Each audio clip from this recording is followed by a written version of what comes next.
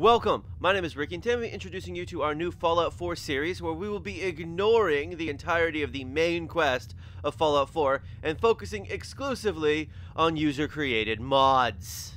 That's right, we're going to be playing through a bunch of different mod quests and locations and exploring new things added by mods and doing all that stuff. But today's episode is all about introducing you to the character we will be playing it through, Zelda, as well as the mods we will be using throughout the series. So her weapons and armor and stuff like that. First, meet Zelda. She is a gunslinger from Quincy who does not care about the Railroad and the Institute and the Brotherhood of Steel.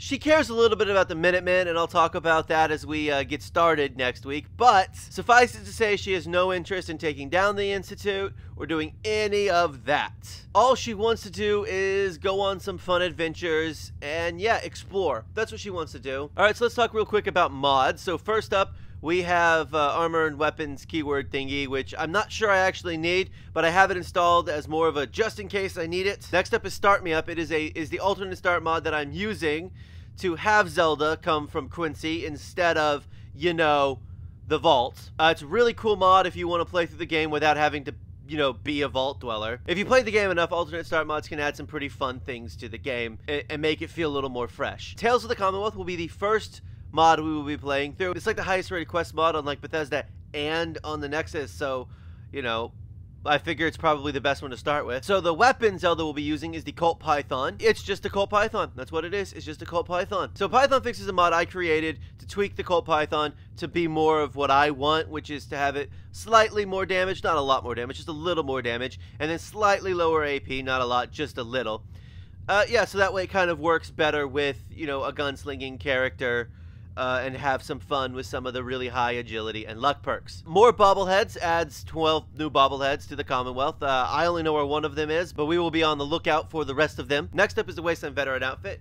As you might have been able to tell from, you know, seeing Zelda before, it is basically just a retexture of the Drifter outfit, but it's standalone. So Zelda Wasteland is a mod I created to tweak the Wasteland Veteran outfit. So the Wasteland Veteran outfit allows you to wear armor over the top of it, but the Drifter outfit doesn't in the vanilla game, and because of that, armor tends to clip through it, and I don't really like armor clipping through. I don't like the way it looks. I know some people aren't bothered by it. I know there are ways I can have mods that will, you know, make it invisible and stuff, but to me, it just made more sense to take the veteran outfit from under armor to just regular armor, and that's all that did.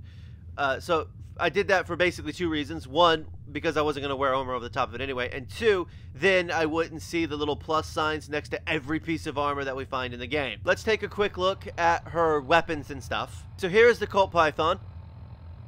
As you can see, it looks like a Colt Python. It uses 38 ammo. I have it modded all the way up to the, you know, the highest it can be, because why not?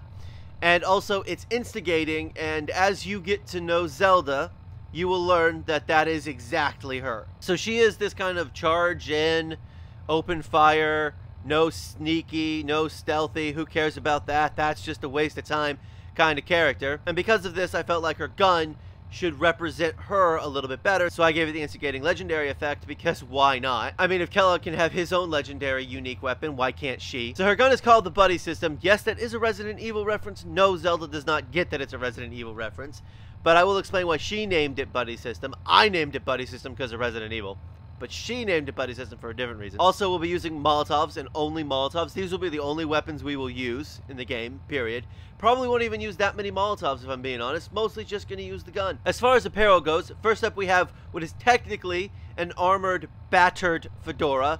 But if you say battered fedora enough, it almost sounds like you're saying battle fedora, so I thought I'd just be kind of cheeky and name it a little bit, just give it a little fun name. So Zelda's calling it the battle fedora. It's luck +1. It's got the ballistic weave on it already. I know I said we were ignoring the railroad, but I did go ahead and give myself the ballistic weave. And I'll talk about in the next episode why that's not that big a deal. So next up we have the patrolman sunglasses. They're just regular patrolman sunglasses. Perception +1. Then we have the shielded Vault 101 jumpsuit. Yes, the Vault 101 jumpsuit is in Fallout 4. I don't know if they intended to make it in the game, or if Bethesda just put it in the game as a nice little Easter egg for people to find when they messed around in the creation kit. I don't know. Anyway, it's as fully modified as it can be, and we're carrying it around in case we run into some rads, and I just want to throw on very quickly, you know, a 25 rad resistance item. So Zelda's clothes is just the Wasteland Veteran mod that I talked about a second ago, but I renamed it The mod comes with ballistic weave, so I added the level 1 ballistic weave to it just to kind of give me a little bit of damage resistance and energy resistance. We probably won't be using any more of the ballistic weave. I'll talk about more about that next week when I talk about the perks as well as, you know, getting started. But yeah, so that's a quick overview of her weapon and armor and stuff. So now, very, very quickly, I'm going to give you a tour of home plate. So over here is her desk, where eventually I might make a mod that puts a proper terminal right there, but I just haven't really been all that, you know, wanting to do it. But that's why Atomic Command is in the desk. But the terminals you can build, I don't really like. I don't like the circular screen. I want the nice square screen of every other terminal in the game. So here's a Vault-Tec Christmas tree. Yeah, it is still technically speaking Christmas time. I mean, it's a week after Christmas, but, you know, whatever. Yeah, but she likes the way the Christmas tree looks, even though she doesn't fully understand what Christmas is, to be honest with you. Over here we have the horsepower armor. It's Mark IV. It's really good, even already at Mark IV. I don't care what you think about the Creation Club. The horsepower armor is the greatest thing to happen to Fallout 4, period. It's awesome. It's the best. It's amazing. And it whinnies. So I don't care what you think about the Creation Club. It's pretty cool. If you want to see this more in action right away, I did talk about it a little bit in a video during my survival playthrough last year, so you can go check that out. I mean, it's not a super high overview of the horsepower armor, but it's there if you want to see it.